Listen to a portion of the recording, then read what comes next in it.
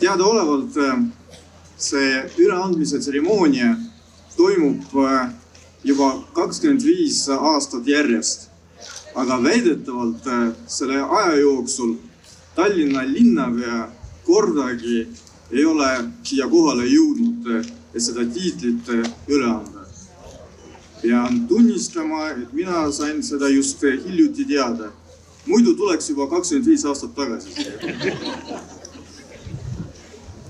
Aga kuna mina siin juba olen, siis tahan midagi ilusat teie linna kohta öelda ja kasutan selleks Oskar Lutsu Kevade ühe peategelase tsitaati. Kooliõpilane Arno ütles oma kodu kohta.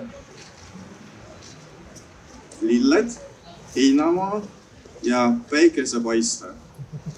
Sellega on muidu selline lugu, et vaadates, kui palju päikest on, tundub, et üheaegselt teise maksudega on kehtestatud ka päikesemaks. Aga me seda ootame, küll see veel tuleb. Aga mina siia lisaks veel kindlasti lilled, heinamaa, päikesepaiste ja toredad Türi inimesed. Ilusat kevadet teile!